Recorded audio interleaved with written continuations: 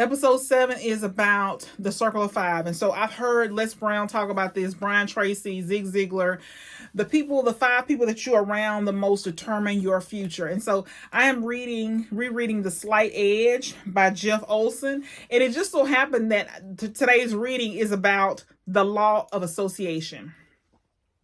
It says, perhaps you've heard it said that your income tends to equal the average of your incomes of your 5 best friends.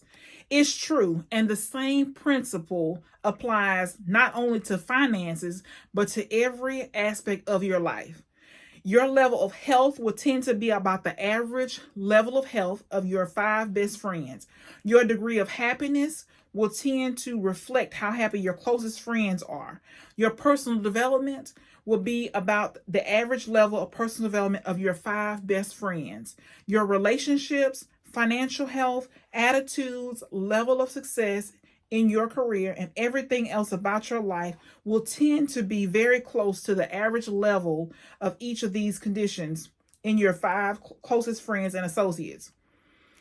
We all understand this principle instinctively. Our language is shot through with idioms that reflect. You're known by the company you keep. Show me where you fish and I'll show you what you catch. Birds of a feather flock together. He goes on to say, you are the combined average of the 5 people you associate with most, including the way you walk, talk, act, think, and dress. Your income, your accomplishments, and even your values and philosophy will reflect them. If the 5 people around you have negative philosophies, it's virtually impossible for you to have a positive philosophy. If the 5 people around you are consistently complaining, living in the past, blaming others for their difficulties, and thinking and acting in a generally negative way, then what are the odds of you finding your way onto the success curve? Slim to none. If you consistently associate with negative people, it's highly unlikely you will succeed at having and maintaining a positive approach to your life.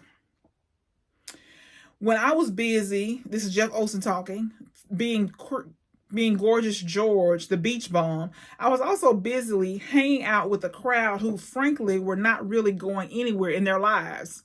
We had gravitated to the spring break capital of the world for a reason. Our lives were a perpetual spring break from everything, from achievement, from accomplishment, from progress, from meaning. A few years later, I was hanging out with a nationally recognized man of accomplishment who spent his days being the director of a major municipal airport. Is it any wonder the path of my life changed? Become acutely aware of who you are modeling. This has everything to do with your philosophy and your attitudes, which have more to do with your actions and what you're creating in your life than any other factor. You know why birds of a feather flock together? Because you're all headed in the same direction. Look at the people with whom you flock, the company you keep. What destination are they headed for? And is that where you want to be headed? Look at the people around you. Are they more successful than you are? Are they people who live the kinds of lives you aspire to live? Or the kinds of lives you hope to leave behind? On what side of the slight edge are they living? On the success curve or the failure curve? Is the slight edge working for them or against them? Where will they be in 20 years? And are they pulling you up or dragging you down? This is a pass or fail test. There is no maybe about it. Remember, there is no standing still. Everything curves. We're all going in one or two directions, either up or down. Your association with each person you know is either empowering you or it's not, taking you up to the success curve or down the failure curve. When you and your friends get together, are your conversations about responsibility, big dreams, and bold initiatives, or do they often seem to work their way around to blame or its cousins, envy, jealousy, resentment, and irritation? Do your conversations focus more on the future or on the past? What I mean is, does your relationship have a forward-looking positive feeling to it, or do the two of you get together and always seem to circle events of the past? If it has a theme of responsibility, self-reflection, and change, and feels like something moving into the future, it's empowering. We are either building our own dreams or building somebody else's. To put a sharper point on it, we're either building our own dreams or building our nightmares. He goes on to say there are two kinds of people in the world.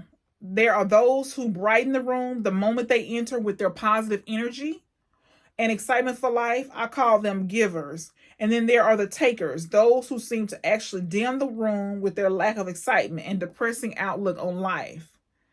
You know people like this. They dish the latest gossip on who's doing what, complain about how much they hate their job, and make fun of others who are doing their best to be beacons of positivity. Takers and dimmers are professionals in the art of distraction and experts at drawing people's attention away from the task at hand. They will drive you crazy if you let them. So think about this today. Who is in your circle of five? Think about what they bring to the table. Think about, are they making you better or not? This is so important that we evaluate the people that we're around, especially if they will help to, the average of the 5 people we hang around will determine if we are successful or a failure. And this is something that we often neglect. We like who we like, we're around who we're comfortable with, even if they're no good for us. So evaluate your circle of 5 today and change your circle if you need to.